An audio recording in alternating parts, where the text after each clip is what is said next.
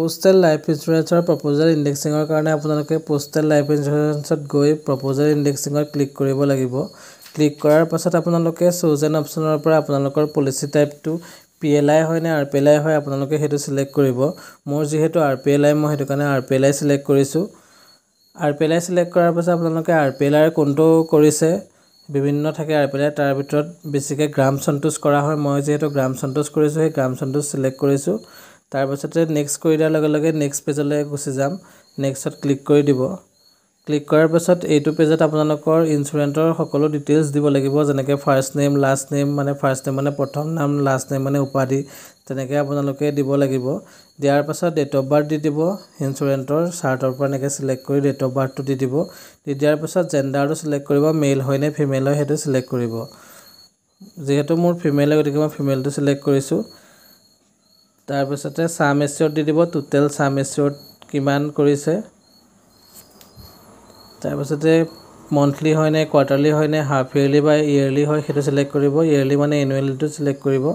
তাৰ পাছতে maturity as select কৰিব, কিমান বছৰত মেচুৰিটি হ'ব, মানে কাষ্টমাৰৰ কিমান বছৰত মেচুৰিটি হ'ব সেইটো সিলেক্ট কৰাৰ পাছত কেলকুলেটৰত টিপি দিয়াৰ ক্লিক কৰি দিয়াৰ লগে লগে আপোনালোকৰ GST সহ টোটেল প্ৰিমিয়ামটো আহি যাব। সেই টোটেল প্ৰিমিয়ামটো আপোনালোকে এনেকৈ ভেৰিফাই কৰি ল'ব আৰু সকলো ডিটেইলছ ভেৰিফাই কৰি লোৱাৰ পাছত যদি আপোনালোকে শুদ্ধ হৈছে বুলি ভাবে তেতিয়া ছাবমিটত ক্লিক কৰি দিব। ছাবমিটত ক্লিক কৰাৰ লগে লগে আপোনালোকৰ প্ৰপ'জেল নাম্বাৰটো জেনেৰেট হৈ যাব, সেইটো টুকি ৰাখিব আপোনালোকে। তাৰপিছতে প্ৰিমিয়ামত গৈ আপোনালোকে প্ৰিমিয়ামটো পে' কৰিব পাৰিব। যোনটো টোটেল প্ৰিমিয়াম এমাউণ্ট সেইটো আপোনালোকে এমাউণ্ট টু বি কালেক্টেড এই অপশ্যনটোত এণ্টাৰ কৰি দিব।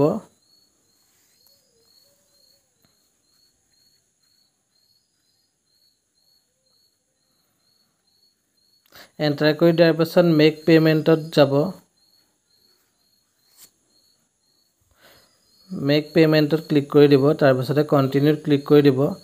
ক্লিক কৰিলে এনে কনফাৰ্মেশ্যন আহিব, য়েছ কৰি দিব। য়েছ কৰি দিয়াৰ লগে লগে আপোনালোকৰ প্ৰথম প্ৰিমিয়ামটো পে' হৈ যাব। তাৰপিছত আপোনালোকৰ ৰিচিপ্ট নাম্বাৰ এটা জেনেৰেট হ'ব, সেইটো আপোনালোকে টুকি ৰাখিব। লগতে প্ৰিণ্ট অপশ্যনত আপোনালোকে ক্লিক কৰি দিয়াৰ লগে লগে আপোনালোকে প্ৰিণ্ট জেনেৰেট কৰিব পাৰিব প্ৰিণ্টাৰৰ থ্ৰুৱেদি।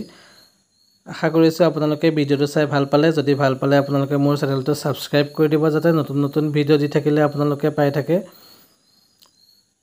আৰু আপোনালোকে ভিডিঅ'বিলাক শ্বেয়াৰ কৰিব। ধন্যবাদ।